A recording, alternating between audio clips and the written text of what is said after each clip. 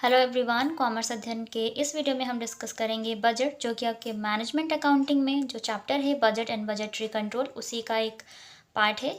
और जो आपका फाइनेंशियल मैनेजमेंट सब्जेक्ट है उसमें भी बजट देखने को मिलता है।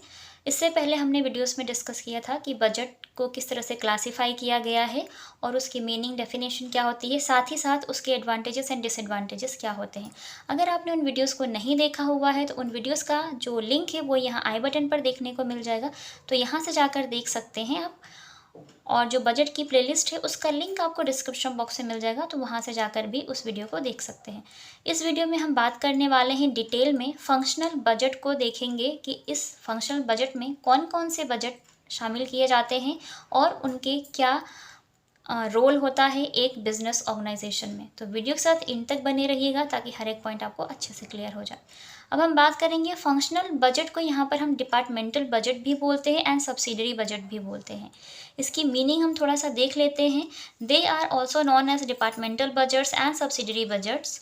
All those budgets are placed in this category which are prepared either on the basis of functions or departments in a business concern। देखिए बच्चा, इस कैटेगरी में उन सभी बजट्स को प्लेस किया जाता है, रखा जाता है जो भी या तो फंक्शंस के बेसिस पे वो काम कर रहे हों या डिपार्टमेंट्स के बेसिस पे हों। ठीक है, जैसे सेल्स डिपार्टमेंट में जो बजट बनाया जाता है तो हम बोल देते हैं कि वो सेल्स बजट है। प्रोडक्शन डिपार्टमेंट में जो बजट यूज़ किया जाता है हम बोलते हैं वो प्रोडक्शन बजट है। ठीक है बच्चा, तो वैसे ही सारी जो बजट्स हैं वो अपने फंक्शंस और डिपार्टमेंट्स के अकॉर्डिंग यहाँ पर क्या किया जाता है, उनको प्रिपेयर किया जाता है और इसी तरीके से उनको क्लासीफाई कर दिया जाता है। ठीक है बच्चे, तो अभी हम फंक्शनल बजट में कौन कौन से बजट, इसको किस तरह से क्लासीफाई किया गया है उन सभी बजट्स को वो भी देख लीजिए। ये फ्लो चार्ट बनाया हुआ है आपके सामने ताकि आपको चीज़ें आसानी से क्लियर हो जाएं। सब कुछ एक साथ आपकी नज़रों के सामने होगा तो आप समझ पाएंगे कौन सा बजट किस कैटेगरी से बिलोंग करता है। फर्स्ट पॉइंट की अगर हम बात करें फंक्शनल बजट को, तो यहाँ पर 3 पार्ट में इसको डिवाइड किया गया है। पहला आपका ऑपरेटिंग बजट, दूसरा आपका मास्टर बजट, तीसरा आपका फाइनेंशियल बजट्स। बच्चा, मास्टर बजट की हम बात करें तो ये जो मास्टर बजट होता है ये अपने आप में एक समरी होता है। ठीक है, ये बजट्स की समरी होती है। इस मास्टर बजट में ये जो आप देख रहे हैं ये सारे बजट्स जो होते हैं उनको इंक्लूड किया जाता है। तो ये इनका ये जो आपका मास्टर बजट होता है एक कॉम्प्रहेंसिव बजट होता है जिसमें सभी बजट्स को इंक्लूड करके एक समरी प्रेजेंट की जाती है लोगों के सामने कि हाँ, ये बजट्स हैं, इनकी ये जो पूरा उनका जो ओवरव्यू होता है ये मास्टर बजट दे देता है। ठीक है, तो आपका मास्टर बजट होता है, इसको भी अभी डिटेल में हम आगे डिस्कस करेंगे, तो वीडियो के साथ इन तक बने रहिएगा। इसमें जो फर्स्ट पॉइंट है ऑपरेटिंग बजट, हम इसको देख लेते हैं। इसको आगे जो क्लासीफाई किया गया है वो किया गया है, फर्स्ट इसकी कैटेगरी वो है सेल्स बजट। तो सबसे पहले आता है आपका सेल्स बजट, फिर आपका आता है प्रोडक्शन बजट, फिर आपका आता है कॉस्ट बजट बच्चा। ठीक है, तो ये ऑपरेटिंग बजट्स के पार्ट हैं, ये याद रखिएगा। क्वेश्चन में कभी कभी जो ऑप्शनल क्वेश्चंस बनते हैं उसमें पूछ लेता है कि ऑपरेटिंग बजट्स को कितने पार्ट्स में क्लासीफाई किया गया है। तो इसको अगर हम देखें तो नेक्स्ट 3 पार्ट्स में क्लासीफाई किया गया है एंड कॉस्ट बजट को आगे जाके और पार्ट्स में डिवाइड कर दिया गया है। ठीक है बच्चे, अब हम बात करते हैं फाइनेंशियल बजट की। जो फाइनेंशियल बजट है आपके, उसको 2 पार्ट में डिवाइड किया गया है। एक है कैश बजट, दूसरा आपका कैपिटल एक्सपेंडिचर बजट। ठीक है बच्चे, इनको भी डिटेल में समझेंगे कि ये कैपिटल एक्सपेंडिचर बजट क्या होते हैं, कैश बजट क्या होता है, ये सारी चीज़ें। अभी हम आगे बात कर लेते हैं, हम अपने कॉस्ट बजट जो है उसको आगे कैसे क्लासीफाई किया गया है। कॉस्ट बजट में जो भी जहाँ से भी कॉस्ट बिलोंग करेगी उसका वो बजट बन जाता है। तो कॉस्ट ऑफ प्रोडक्शन बजट की बात करें तो जहाँ भी प्रोडक्शन का काम होगा, प्रोडक्शन पे जो भी कॉस्ट आएगी, जो भी पैसे खर्च होंगे, तो वो कॉस्ट ऑफ प्रोडक्शन बजट का पार्ट होगा। एडमिनिस्ट्रेशन कॉस्ट बजट की बात करें तो ऑफिस लेवल पे जो भी खर्चे किए जा रहे हैं, जो आपका ऑफिस है, जो आपका एडमिनिस्ट्रेशन डिपार्टमेंट है, वहाँ पर जो खर्चे होंगे उसमें जो भी कॉस्ट आ रही है, जो भी पैसे लग रहे हैं, तो वो एडमिनिस्ट्रेशन कॉस्ट बजट का पार्ट हो जाते हैं। अब अगर हम बात करें selling and distribution cost budget की, तो जब भी आप सेल्स करते हैं या डिस्ट्रीब्यूशन करते हैं तो वहाँ पे बहुत सारे एडवर्टीजमेंट के खर्चे होते हैं, डिस्ट्रीब्यूशन के खर्चे होते हैं, तो ये सभी cost budget selling and distribution का पार्ट हो जाते हैं। R&D बजट की बात करें तो रिसर्च एंड डेवलपमेंट में जो भी कॉस्ट आती है, जो भी पैसे खर्च किए जाते हैं, वो इस बजट का पार्ट होते हैं, इस बजट में शामिल किया जाता है उनको। एंड अदर एक्सपेंडिचर बजट्स की बात करें तो अदर में आपके बहुत सारे आ जाते हैं, अभी इसको हम आगे देखेंगे। तो अदर एक्सपेंडिचर बजट में जैसे कि ज़ीरो बेस्ड बजटिंग आ जाती है, तो वो एक अलग टॉपिक है, हम उसको डिटेल में बाद में पढ़ेंगे कि ज़ीरो बेस्ड बजटिंग क्या होती है। ठीक है, अब यहीं पर आप देखेंगे selling and distribution cost budget को आगे किस तरह से क्लासीफाई किया गया है, क्योंकि हम सबको पता है कि सेल्स का जो काम होता है वो डायरेक्ट तो नहीं होता। ठीक है, कुछ प्रोसेस होता है, कुछ स्टेप्स होते हैं, उनको फॉलो किया जाता है। तो selling and distribution cost budget की अगर हम बात करें बच्चा, तो यहाँ पर देखिए सेल्स करने के लिए सबसे पहले तो आपको प्रोडक्ट को बनाना होगा। बनाने के लिए चाहिए आपको, प्रोडक्शन वर्क के लिए चाहिए होगा डायरेक्ट मटेरियल। तो डायरेक्ट मटेरियल पे जो भी पैसे खर्च होंगे, कितना आया कितना गया, वो जो बजट का काम वहाँ पर जो बजट यूज़ होगा उसको बोलेंगे हम डायरेक्ट मटेरियल बजट। अब मटेरियल तो आ गया, काम करने के लिए लेबर भी तो चाहिए ना, वर्कर्स चाहिए होंगे, तो उन पर जो पैसे खर्च होंगे तो वो होता है आपका डायरेक्ट लेबर बजट। ठीक है, कि किस वर्कर को कितना पैसा दिया गया है, कहाँ से फाइनेंस को कलेक्ट किया गया है कि वर्कर्स को पेमेंट किया जाएगा, ये सारी चीज़ें। ठीक है, फिर है मैन्युफैक्चरिंग एक्सपेंसेस बजट। अब प्रोडक्शन का काम हो रहा है, चीज़ों को मैन्युफैक्चर किया जा रहा है ना, प्रोडक्ट को रेडी किया जा रहा है, तो वहाँ पर भी खर्चे होंगे। तो इस तरह के जो बजट होंगे वो मैन्युफैक्चरिंग एक्सपेंसेस बजट से रिलेटेड होंगे। प्लांट यूटिलाइजेशन की बजट की बात करें तो प्लांट, जो भी बड़ी बड़ी मशीन्स या प्लांट हैं जो यूज़ हो रहे हैं, उन पे जो भी खर्चे हो रहे हैं, तो वो प्लांट यूटिलाइजेशन बजट यहाँ पर यूज़ किया जाएगा, ताकि पता चल सके कि उस प्लांट को यूज़ करने में कितना खर्चा आ रहा है और कितने खर्चा के लिए पैसे कहाँ से कलेक्ट होने, ये सारी चीज़ें इस बजट में मेंशन होती हैं पहले से। ठीक है बच्चे, तो यकीन करती है फ्लो चार्ट आपको अच्छे से समझ में आ गया होगा। अभी हम इसको डिटेल में समझेंगे हर एक बजट को। ठीक है, ताकि आप एक्सप्लेन कर पाएँ अगर लॉन्ग क्वेश्चंस बनते हैं तो। हम देखने वाले हैं मास्टर बजट क्या होता है। The master budget is a consolidated summary of the various functional budgets. जैसा कि हमने बताया था, जो भी आपका मास्टर बजट होता है एक कॉम्प्रहेंसिव बजट होता है, जिसमें सभी बजट्स की समरी होती है। किस टाइप के बजट्स की? जो फंक्शनल बजट्स हैं, जिसे आप डिपार्टमेंटल बजट, सब्सिडरी बजट्स भी बोलते हैं। उन सभी बजट्स की क्या होती है कि समरी होती है यहाँ पर बच्चे।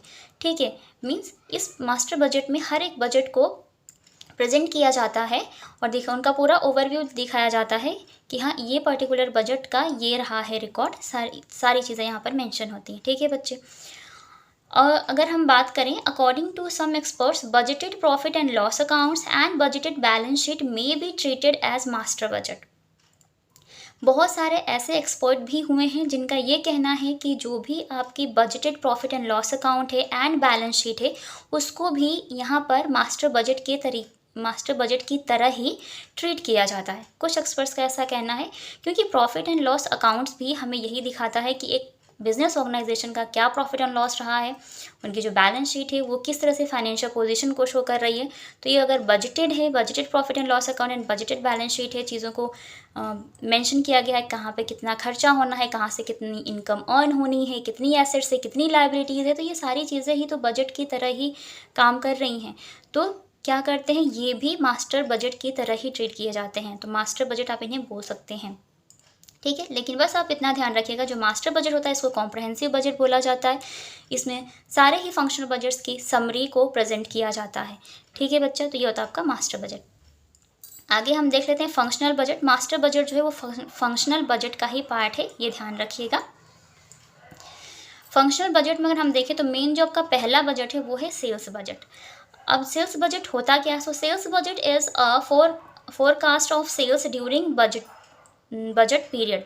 देखिए बच्चा, फोरकास्ट का मतलब होता है जो भी आपका सेल्स है उसका जो भी बजट प्रिपेयर किया जा रहा है उसका एक अनुमान लगाना कि फ्यूचर में कितना कहाँ से पैसा कलेक्ट होना है और कहाँ पर जब सेल्स होगी तो वहाँ से कितना पैसा आएगा।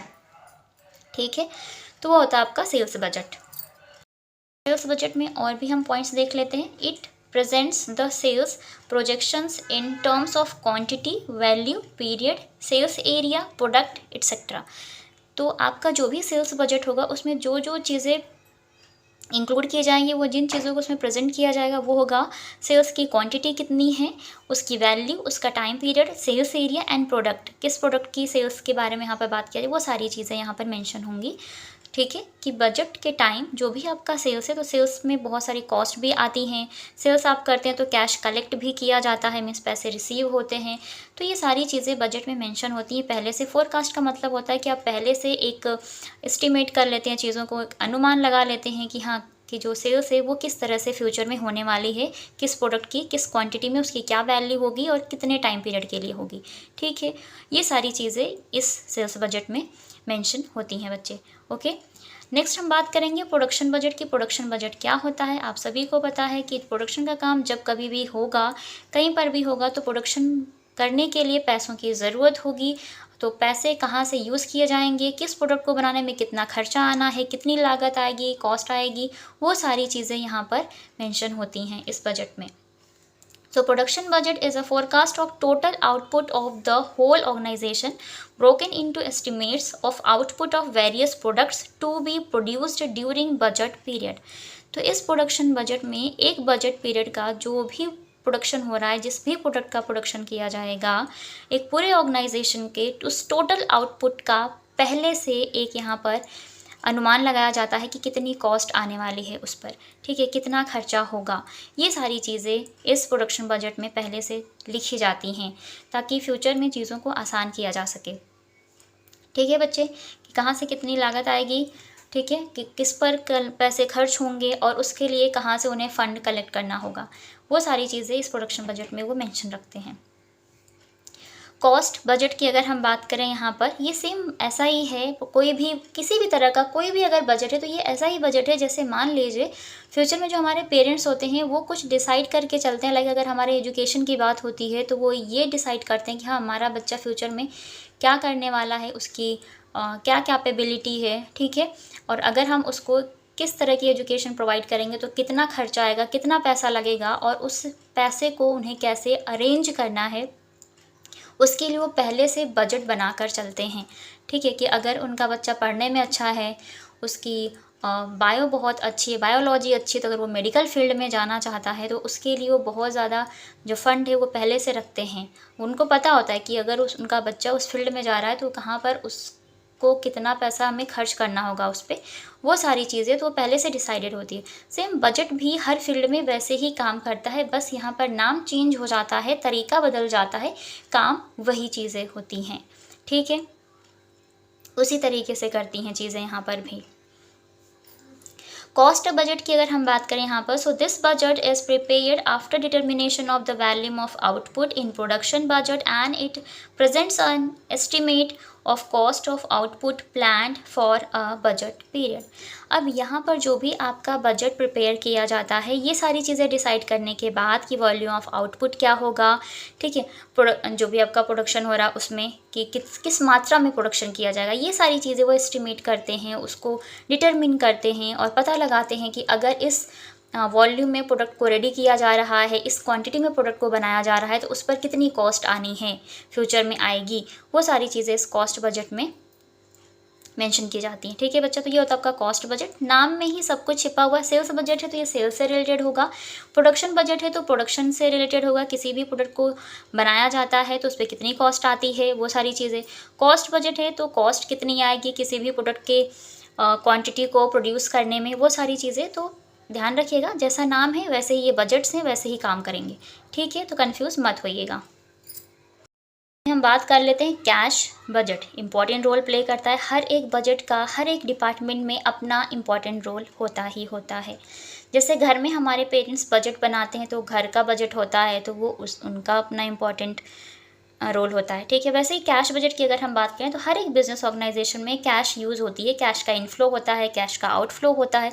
उसको जानने के लिए कितनी कैश रिसीट हुई है, कितना कैश में पेमेंट हुआ, ये सारी चीज़ें जानने के लिए कैश बजट प्रिपेयर करते हैं। So cash budget is a statement which gives an estimate of the anticipated receipts and payments of cash during budget period। तो अब एक पर्टिकुलर पीरियड में वो अनुमान लगाते हैं कि जो भी उनका बजट पीरियड है उस टाइम में कितना कैश रिसीव होगा, कितना कैश में पेमेंट होगा, है ना। ये सारी चीज़ें कैश बजट में मेंशन होती हैं पहले से। कैपिटल एक्सपेंडिचर बजट की अगर हम बात करें बच्चा, so this budget gives an estimate of the amount of capital that may be required for purchasing fixed assets. हर एक बिजनेस ऑर्गेनाइजेशन में बड़े बड़े प्लांट्स, मशीनरी, बिल्डिंग, ये सारी चीज़ें परचेस करनी होती है। अब इनको परचेस करने के लिए कैपिटल अमाउंट चाहिए। कैपिटल अमाउंट मीन्स कि बहुत ज़्यादा पैसे चाहिए होंगे, है ना। तो उसका एस्टिमेट करना कि हाँ अगर उन्हें फ्यूचर में 1 करोड़ की कोई प्रॉपर्टी परचेज़ करनी है, ठीक है, लाखों रुपए की कोई मशीन या प्लांट लगाना है तो कितने खर्चा आएगा, ये सारी चीज़ें उस बजट में होती हैं। तो कैपिटल एक्सपेंडिचर बजट जो होता है, जो कैपिटल एसेट्स होती हैं, फिक्स्ड एसेट्स होती हैं, उनको बनाने पर जो पैसे खर्च होने हैं, कहाँ से खर्च हो, मतलब कहाँ से पैसे कलेक्ट किए जाएंगे, कितना पैसा खर्च होगा, ये सारी चीज़ें इस बजट में मेंशन होती हैं। बस ध्यान रखिएगा, जैसा नाम है बजट्स का वही उनका काम भी है, आप आसानी से इनको एक्सप्लेन कर सकते हैं। यकीन करती हूँ इस वीडियो में आपको फंक्शनल बजट के जो क्लासिफिकेशन थी वो समझ में आ गई होंगी, और अगर मैं आपको अच्छे से समझा पाई हूँ तो कमेंट सेक्शन में कमेंट करके ज़रूर बताइएगा। वीडियो अच्छी लगी हो तो लाइक ज़रूर करें, फ्रेंड्स के साथ शेयर करें। चैनल पे आप हमारे नए विजिटर हैं तो चैनल को सब्सक्राइब कर लें, साथ ही साथ बेल आइकन को प्रेस कर लें ताकि आने वाली वीडियोज़ की नोटिफिकेशन आपको बिल्कुल टाइम पर मिलती रहे। तो आज की वीडियो में इतना ही, मिलते हैं नेक्स्ट वीडियो में, तब तक के लिए take care and thank you so much for watching this video.